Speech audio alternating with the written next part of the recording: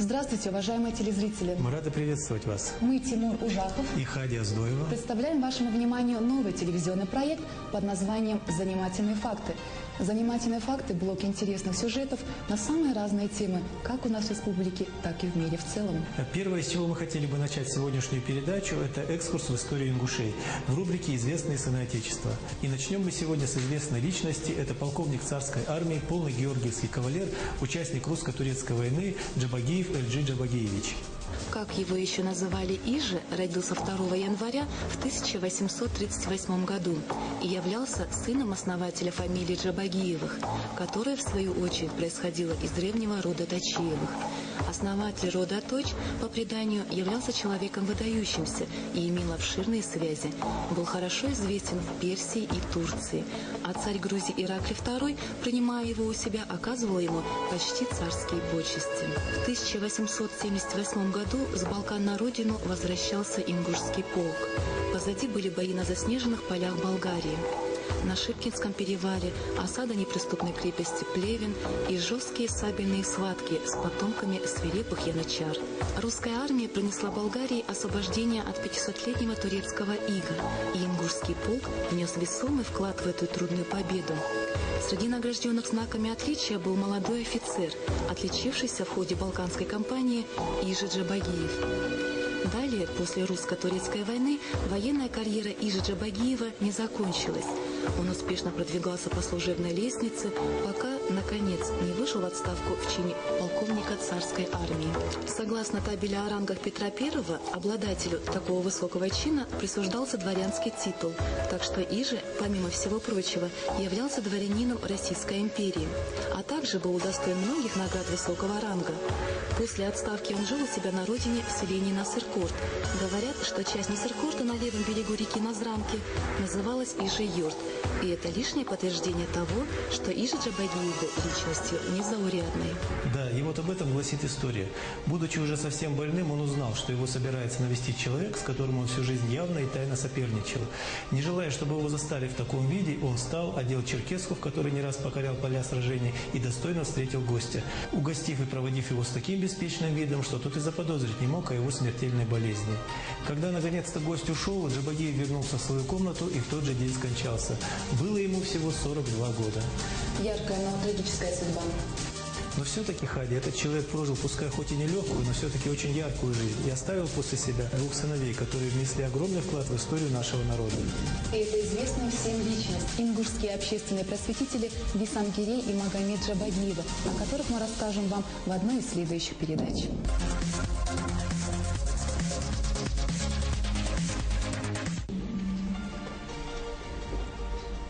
Давайте теперь от истории перенесемся в мир природы. В рубрике «Животный мир Ингушетии» мы расскажем вам о снежном барсе, крупнейшем хищнике Кавказа.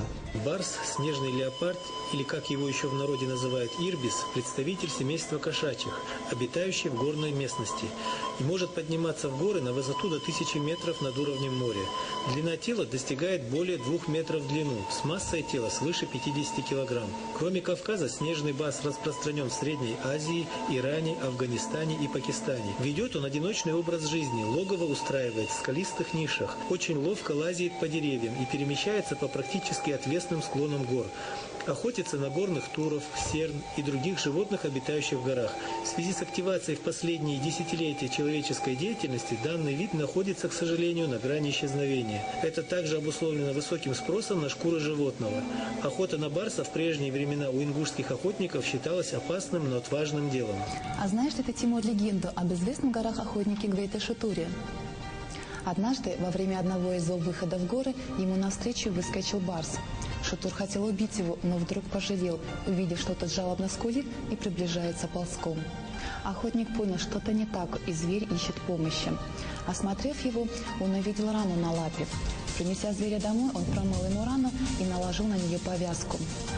Шутур выходил снежного леопарда, и с тех пор он каждый раз сопровождал его на охоту, помогая загонять ему дичь, а человеку за это выделял ему часть добычи. Вот такая забавная история была, Тимур, когда-то много лет назад. Да, прямо-таки захватывающая история. А может ли кто-нибудь из наших телезрителей поделиться с нами другими, не менее интересными историями из жизни животного мира? Будем ждать откликов.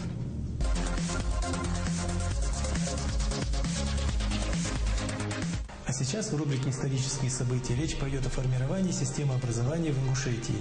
Ярким знаменательным событием в истории Ингушетии стало строительство в 1867 году первой Назрановской школы. Для успешного управления на Северном Кавказе царская администрация нуждалась в грамотных горцах. Поэтому в 1842 году открыто подготовительное отделение для детей горцев. В разное время ее окончили первый ингушский этнограф-историк Чах Ахриев, первый литератор Асламбек Базоркин, просветители Иналбек Бузаров, Курас Мальсагов и другие. В 1848 году был создан Кавказский учебный округ, целью которого явилось развитие учебного дела среди горцев по принципам российской образовательной системы. К сожалению, в то время школ в Ингушетии было очень мало, и устроить на учебу своих детей считалось большой удачей. В XIX веке функционировали несколько школ во Владикавказе. С 1855 года открылась школа в станице Троицкая, имевшая всего 4 классные комнаты. В апреле 1867 года началось строительство школы в крепости Назрань. Строительство велось при материальной поддержке местного населения, которое представило почти все необходимые строительные материалы. Активное участие в организации этой работы приняли майор Базоркин, ротмистр Заурбек Мальсагов и юнкер Муртаз Дзортов. Помимо светских школ в Ингушетии появились первые духовные школы, в основном при мечетях, и содержались, как правило, за счет пожертвований. Там изучали арабскую грамоту, основы ислама, ингушскую письменность на основе арабской, а также правилам поведения в быту и в обществе. Следует отметить, что несмотря на ограниченные возможности ингушских школ, именно они заложили основы просвещения общества в целом и дали нам многих ярких личностей во всех сферах научной и общественной жизни того времени.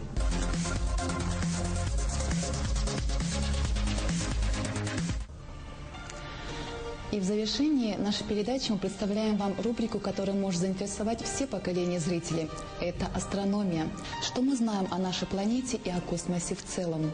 Солнце вместе с вращающимися вокруг нее планетами движется в безвоздушном пространстве со скоростью 217 км в секунду. Планеты Солнечной системы, начиная от Солнца, это Меркурий, Венера, Земля, Марс, Юпитер, Сатурн, Уран и Нептун.